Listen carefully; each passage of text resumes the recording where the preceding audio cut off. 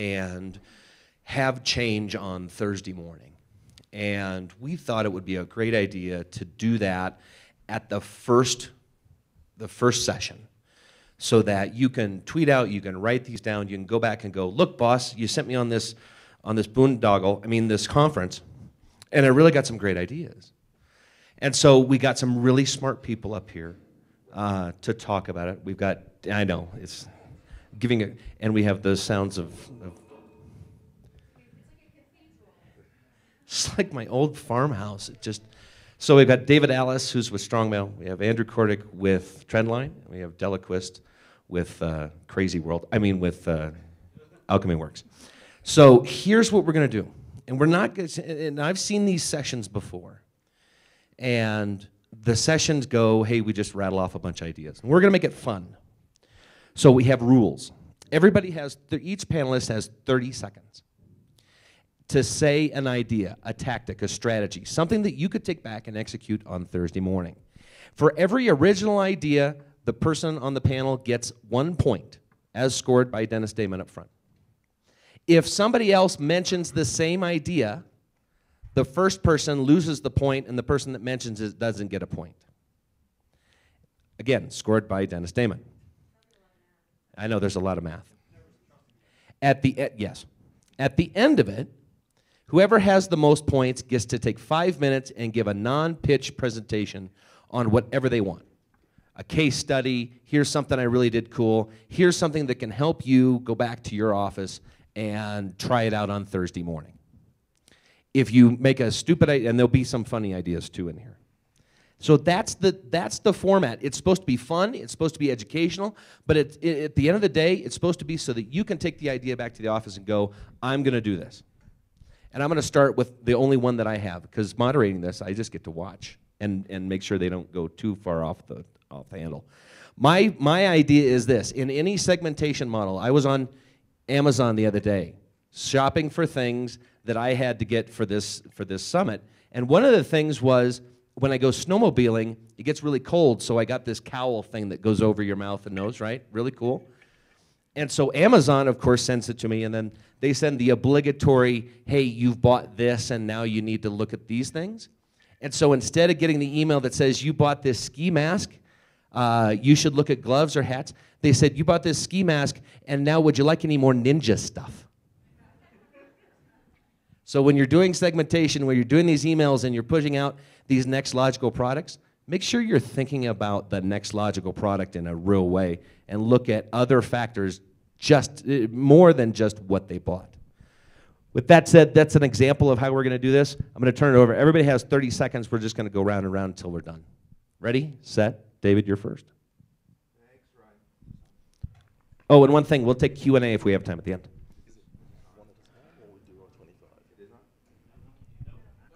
Sorry, is this one at a time, or we do this time? Go?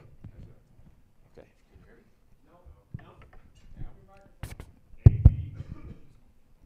Okay, I hope that doesn't count on my 30 seconds. How many of you have done holiday promotions, Christmas, things like that, holidays? How many of you have done promotions for National Pancake Day? So this first strategy I have is called Atypical Holidays. There are pretty much every day some kind of holiday going on. I don't know how many of you have celebrated. Last week was National Gazpacho Day that my friend Pee Wee Herman told me about on his Facebook timeline.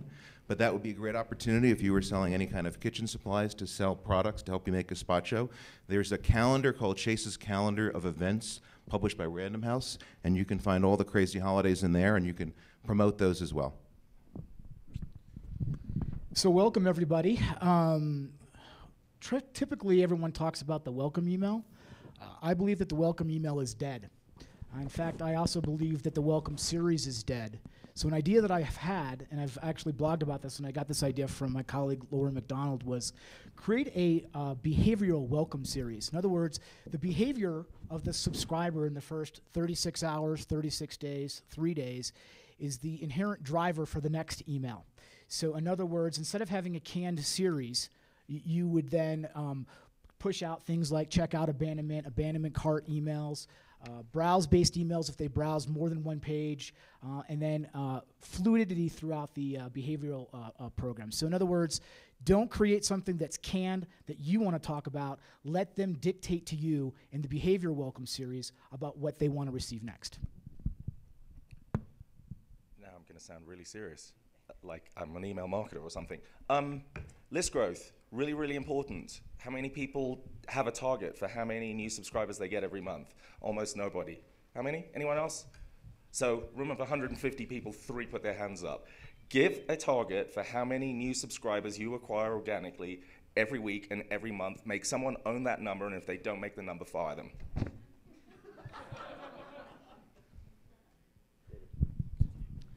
Great, thanks. So this next one, if you're still not sold on the Gazpacho Day thing, is called the scavenger hunt. And this is kind of gamifying your email. So basically what you do is over a series of emails, you actually put in place an image that they have to find. Obviously you have to let them know we're running a scavenger hunt over the next 2 weeks or what have you. And the next bunch of emails, you have to find that object. When you click on it, and you click enough of them, 5 of 7 or 7 of 7 over time, you get to a special promotion at a landing page and you get to redeem that. So it encourages engagement, it encourages a little fun with the email channel, and you know, I think it creates a special relationship. We're going to hear a lot about incorporation of social media. I believe that there's this new thing called the spirit of social, and an incorporation of the spirit of social consists of 3 parts. Social proof. And what I mean by that is don't put your tweets or your Facebook posts in the email. Leverage what people are talking about about your products into the email. The second thing is the humanization of the corporate identity, which is the second part. And what I mean by that is send out emails that's from your staff that talks about their needs and wants and how they utilize the products that you guys are out there trying to sell. And the last one of the spirit of social is social icons. If you look at sites today, there's a lot of icons that tell a story. And you should leverage these social icons and email like several of clients that I've seen. New subscribers, they're typically organically, there's 2 ways people come on your list. They bought, and therefore they get on your list because they didn't uncheck the box, or they came to your site and were stupid enough just to give you their email address. Treat them very differently. Someone who's just bought is very different from someone who just gives you their email address. If someone gives you their email address, that's one of the best signals of intent to purchase that you could ever get. Mail them until they buy.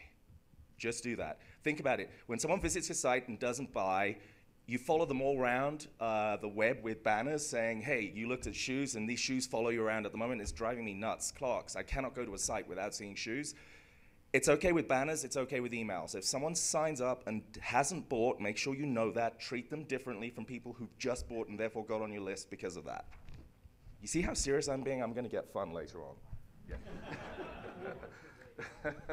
That happens as the summit goes on over the days, I know. Get more and more fun. So this one is called the 1, 2, 3, which is a reverse way of counting down. So people are familiar with countdowns, and they encourage a sense of scarcity, act now. You can actually, over the series of emails, start in reverse, counting 1, 2, 3, and they don't know when the countdown's going to be up, and then finally the countdown is now, it ends, and you have your final email, and you say, act now, and you get this promotion. It's a different way of creating scarcity and a sense of excitement. Who here has a mobile app? So do you guys launch emails? Do you guys launch into your mobile app from emails? Because if you don't, you really should consider it. Why drive people to a mobile site when if you have a very functional mobile app that customers can do what you want them to do? Launch your mobile app from your email. I know one client, I know one company that does this very well is Sephora. Absolutely. Holdout groups. Anyone here have a control or holdout group that they never mail? Again, too few. Do one. You will never know how valuable your email is, your email campaigns are, or your email strategy is if you don't know what people are like who don't get email.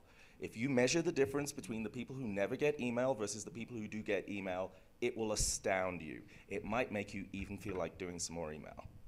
Yeah, I'm gonna jump in. So just to expand on that, how long would you have a holdout group? Because there's different theories about 30 days, 1 week, 1 month, 6 months, 1 year. Forever. The best holdout group I ever saw was a client who got a new manager in to run their email program. They took 3% of the list. They put it into the holdout group. Those people never get email. No matter how much they beg, they cannot get email. And 3% of all new subscribers go into the holdout group. And their attribution, they found out that the difference between the holdout group, the spend of the holdout group versus people who got email was 40% higher than their last click attribution via Omniture. It's a big number. But it always upsets me to not email people. The first time I really got my head around why you should do it, it made me feel ill. But you've just got to do it.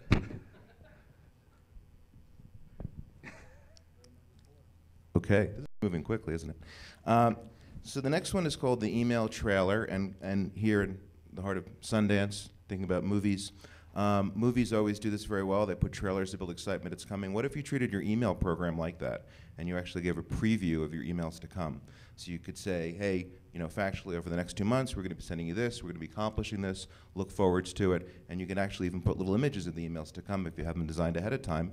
Customers know what to expect. It creates a sense of engagement. They actually maybe are waiting for these things as opposed to they just get them, they answer or not. It ties it all together very nicely. I'd be curious to know, of all the brands in the room, if anyone has actually used a guide or read a book of how to create their website, because I'm seeing a lot of people asking for guides on responsive design in email. There's no responsive guide to develop a mobile email or a mobile-friendly email to use media queries. It's a technique. So let's put together a lot of different ideas and how we do specific things, but it's literally trial and error. Unsubscribes. By the way, I'm going through themes. So the first was reach, now we're going for unsubscribes. We treat all unsubscribes as if they're the same, and we don't really look at them apart from just get terrified by the number. So here's a few things that you can do, starting with the first one. Monitor your unsubscribes by day of the week. You will be surprised. It will stop you mailing on a Monday morning. I'll tell you that for free. If you look at the number of unsubscribes by day of week, there are significant differences. And Monday, as far as I can see, is one of the worst days. And if you think about it, you get in on a Monday morning, you're as mad as hell, you hate the world, you don't want to be at work, and you get an email and you hit the unsubscribe button. So think about that. Wow, I don't want to work wherever you're working. Everywhere except for my company. Sounds miserable. I'm still worried about those poor people that just never get your emails no matter what they do. I have to go and create a new address and hope this time they'll be accepted. So this is pretty straight up. It's called the recently viewed panel, and it involves using your analytics package or what have you to actually put inside the email the last couple of products or the last couple of stories, content, what have you, that a customer has actually seen at your website, and it ties back the experience of what they've been looking at, gives them another taste of it in the email. Ditch your preference center. Get rid of it. Why rely on customers to consistently fill out and in their needs and their changing patterns? To me, that's 2009. Focus on their behavior to drive preferences. Monitor unsubscribes by the type of program. So here's the thing. Welcome programs have typically a 5 times higher unsubscribe rate than your regular mailings. It might make you think about welcome programs. You'll also find that loyalty programs have an exceptionally high unsubscribe rate compared to regular mailings, oddly enough, counterintuitive. And if you think about that, who's on your loyalty program? Your best customers. So the unsubscribes from your loyalty programs are more costly, if you like, than unsubscribes from your regular program. I'm going to go out of order because I have one that's thematically real. We're going very fast. I think next time 50 and 25 minutes. I think 15 seconds. We'll just get it. I struggled to find 25. Pardon me? No. I have more. I'm not stalling with humor here. Oh, okay. Yeah. No, I actually have some content here. Just so you. Because it sounds like you're stalling. No, just kidding. Well, listen, I'm shucking and jiving always. That's for sure. So, you were mentioning the frequent customer notion. So we have this idea called the Platinum Club member, and basically what you do is in your emails, you actually highlight certain items within a display of items just for members, special discounts. So you're actually giving a taste to your non-Platinum customers of what they could have if they were Platinum customers. I know some of you probably struggle and get to the point of subject lines and what do you do. I have a theory, actually Alex Williams has this theory called CURVE, C-U-R-V-E. Use CURVE in your subject lines. Curiosity, urgency, relevance, value, emotion, CURVE.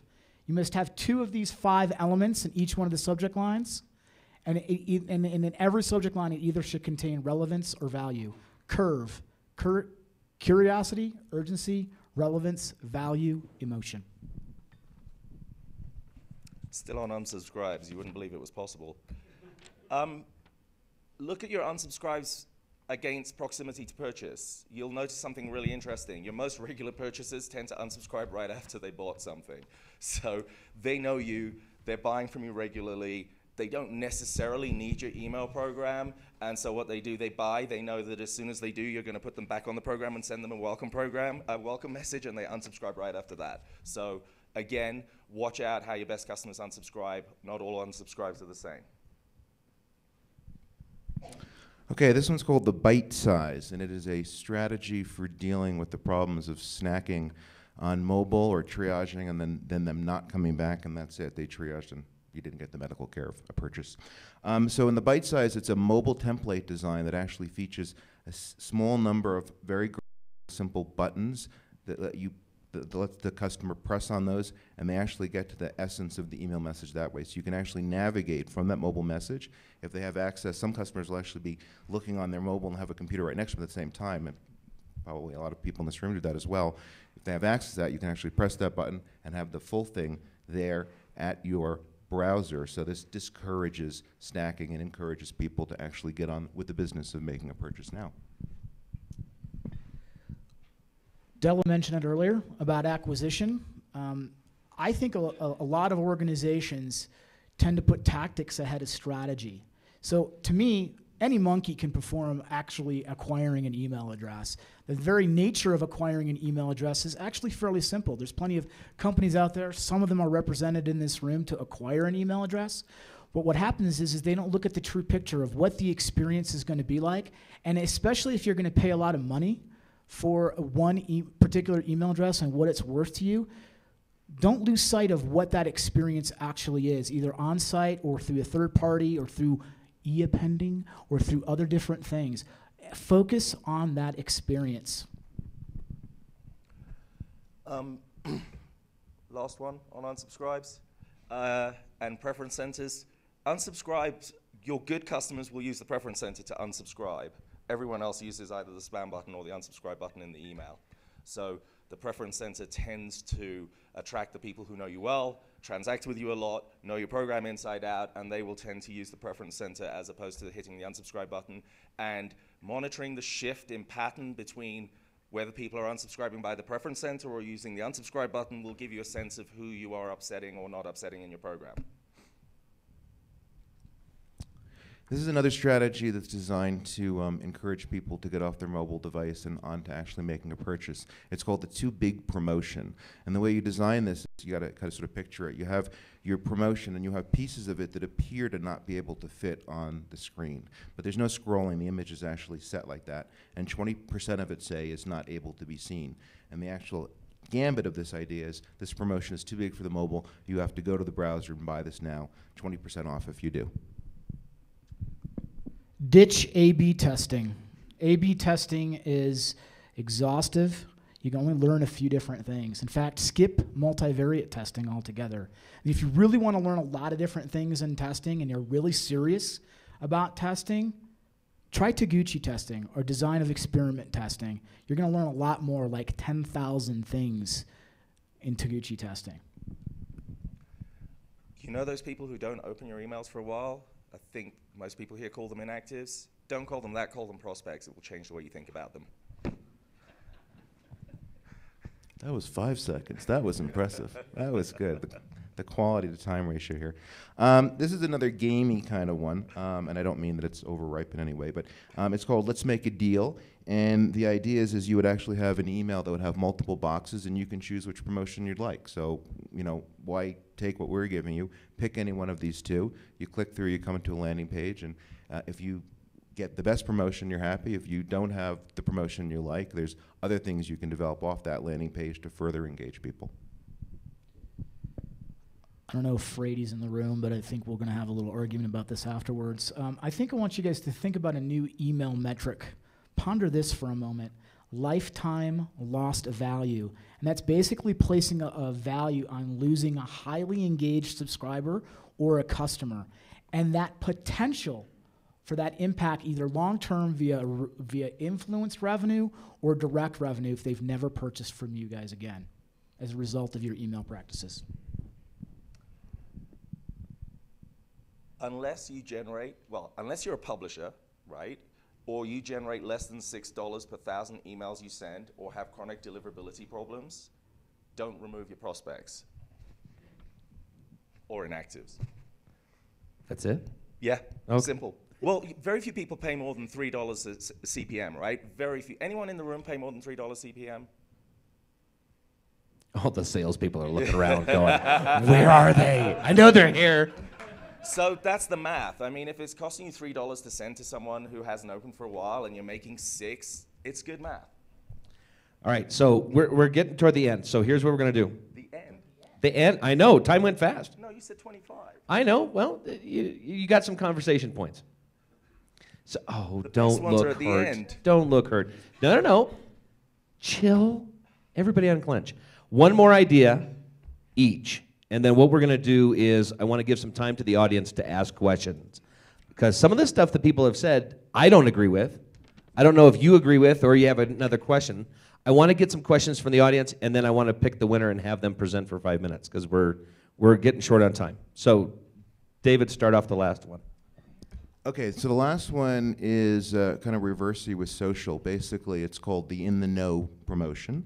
And you take someone who's responded to a social promotion and acted upon that, and then you send them a message, an email message, and you say, listen, you clearly are an influencer, a very influential person. Why don't you tell 3 friends of it, and you'll have a special deal after once you do that. Good Lord. All of my good ones were at the end. Find ways to eliminate the villains in your email program. Now, the villains are created internally at organizations, and this could be a whole host of different things. It could be people, it could be processes, it could be what I like to call the 7 layers of the candy cane forest of approvals to get an email out the door. You see, sometimes you need to look internally to make your email program better. So don't take the ready, fire, aim approach at your organization. Find ways to improve things to get out the door, things to test, things to optimize your program. Fine. Rates. I hate rates because if someone gives you a percentage and says the rate is this, they're hiding something, right? Numbers are what count. So rather than setting yourself a target for open rates or click rates or whatever it is, set yourself a target for the number of gross and the number of unique opens, clicks, sales, whatever in a month or a quarter, okay? And that's the real number you should be going for. So if instead of saying I have an average open rate of 20%, you say we have to get 250,000 opens every week or every month or every quarter or whatever the time scale you're doing, it transforms the way you think about your email program. And the other thing about big numbers is you begin to realize that the biggest number is 0. So making 0 a 1, right, is a much bigger number than a 1 a 2. So let me explain that better. People who have not engaged with you, whether it's an open or a click or a purchase, right? There are many more of those than your very active customers. So making your most active purchaser who buys 3 times a year buy 4 will make you far less money than if you make the people who haven't bought from you buy. So focus always on the big numbers. So 0 to 1 is a bigger number than 1 to 2, which is a bigger number than 2 to 3, which is a bigger number than 3 to 4. And those people who buy from you every week, they're stupid. Just don't even bother emailing them because they're just so engaged with you, right? They probably like you on Facebook, they follow you on Twitter, they buy a pair of jeans every single week for the whole of their lives, right? You don't need to market to those idiots. The people you need to market to are the people who haven't bought a pair of jeans from you for a year.